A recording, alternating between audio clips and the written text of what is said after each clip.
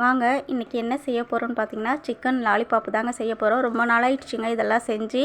இப்போ தான் டைம் கிடச்சிது செய்யறதுக்கு. பசங்க தாங்க செய்கிறேன்னு சொல்லியிருக்காங்க. சரி நானும் விட்டுட்டேன். நல்லாவே செய்வாங்க பசங்க சாப்பாடெலாம்.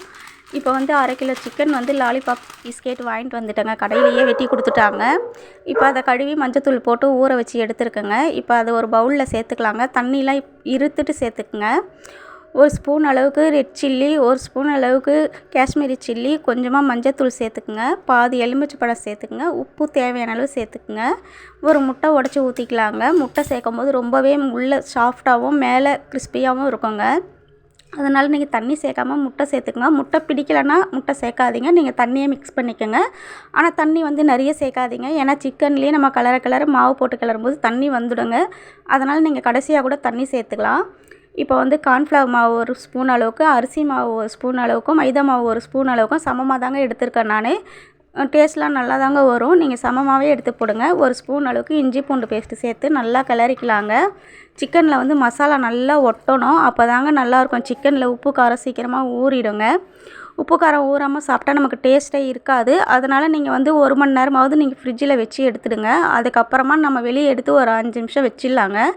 அதுக்கப்புறமா எண்ணெய் காய வச்சுக்கோங்க. எண்ணெய் வந்து மீடியம் ஃப்ளேம்லேயே காய வச்சுக்கோங்க. எண்ணெய் ரொம்ப காஞ்சி புகை வந்துருச்சுன்னா சிக்கன் போட்டோடனே நமக்கு கலர் மாதிரி கருப்பு கலராக ஆகிடுங்க. அப்படிலாம் செய்யாதீங்க. நமக்கு அப்புறம் சாப்பிடவே பிடிக்காது. டேஸ்ட்டும் மாறிடும், கலரும் மாறிடும். எண்ணெய் காஞ்சது அப்புறமா ஒரு பீஸாக எடுத்து போட்டுக்குங்க. போட்டு ஒரு 2 நிமிஷம் அப்படியே விட்டுடுங்க. உடனே திருப்பாதீங்க. நீங்கள் அதுக்கப்புறம் திருப்பும்போது உங்களுக்கு வந்து பீஸ்லாம் ஒன்றோட ஒன்று ஒட்டாமல் வருங்க. பாருங்கள், இப்போ திருப்பி விட்டுருக்கோம் பாருங்கள், எப்படி இருக்குது பாருங்கள். ஒரு பீஸும் அழகாக இருக்குது பார்க்குறதுக்கே. நம்ம கடையில் எப்படி லாலிபாப் கிடைக்குமோ அதே மாதிரி தாங்க நம்ம வீட்லேயும் வந்திருக்கு நம்ம செய்யும் போதும். அதனால் நீங்கள் கடையிலலாம் போயிட்டு வாங்காதீங்க. முடிஞ்ச அளவுக்கு வீட்லேயே நீங்கள் செஞ்சு கொடுங்க. உடம்புக்கு ரொம்பவும் நல்லதுங்க. பசங்களும் விரும்பி சாப்பிடுவாங்க. இதில் வந்து அஜினோமோட்டோலாம் எதுவுமே சேர்க்கலைங்க. அதனால் உடம்புக்கு ரொம்பவே நல்லது. பெரியவங்களும் சாப்பிட்லாம், குட்டி பசங்களும் சாப்பிட்லாம், நம்ம எல்லாருமே சாப்பிட்லாங்க வீட்டில் செய்யறதுனால. இப்போ எண்ணெய் இருவி ஒரு பீஸாக எடுத்து வச்சிடுங்க. எண்ணெயை சுத்தமாக இருவிடுங்க. எண்ணெய் நிறைய சேர்த்துக்காதீங்க. நம்ம வந்து ஆயில் ஃபுட்டு எவ்வளோ கம்மி பண்ணுறோமோ அந்தளவுக்கு உடம்பு ஆரோக்கியமாக இருக்குங்க. எப்பயாச்சும் ஒரு டைம் சாப்பிட்லாம், தப்பில்லை. அடிக்கடிக்க நம்ம எண்ணெயில் பொரித்து சாப்பிடக்கூடாது. இப்போ அடுத்த இருக்க பீஸையும் நம்ம பொரித்து எடுத்துக்கலாங்க. பாருங்கள், பொரித்து எடுத்துட்டோங்க. இப்போ ஒரு பேன் வச்சுக்கோங்க. அதில் எண்ணெய் கொஞ்சமாக சேர்த்துக்கோங்க. எண்ணெய் காஞ்சதுக்கப்புறமா இஞ்சி பூண்டு பொடியாக நறுக்கி வச்சுருக்குங்க. அதை சேர்த்து கொஞ்சம் வதக்கிக்கலாம். கொஞ்சம் கலர் மாறினா போதுங்க. இஞ்சி பூண்டோட பச்சை வாசனை போனதுக்கப்புறமா நம்ம வந்து 2 வெங்காயம் வந்து பொடியாக கட் பண்ணி வச்சுருக்கோங்க. அந்த வெங்காயத்தையும் இதில் சேர்த்துக்கலாம். பொடியாக கட் பண்ணி வச்சுக்கோங்க. இதுக்கு அப்போ தாங்க நல்லாயிருக்கும். வெங்காயம் வந்து நீட்டு வாக்கில் கட் பண்ணாதீங்க. குட்டி குட்டியாக பாக்ஸ் டைப்பில் கட் பண்ணிக்கோங்க. வெங்காயம் வந்து ரொம்ப வதங்க வேண்டிய அவசியம் இல்லைங்க. நமக்கு கண்ணாடி பதம் அளவுக்கு வந்தால் போதும். இந்த வெங்காயம் வதங்கி நல்ல கலர் மாறிடுச்சு பாருங்கள். கண்ணாடி பதம் வந்துடுச்சு. இப்போ வந்து நம்ம கொஞ்சமாக வந்து சில்லி சாஸ் சேர்த்துக்கலாம். அதுக்கப்புறமா டொமேட்டோ சாஸ் கொஞ்சம் சேர்த்துக்குங்க. சோயா சாஸ் வந்து 1 ஸ்பூன் அளவு சேர்த்துக்குங்க. நல்லா கிளறி விட்டுக்குங்க. நல்லா மசாலா ஒட்டி வரணுங்க. நல்லா பேஸ்ட் மாதிரி ஆகும்.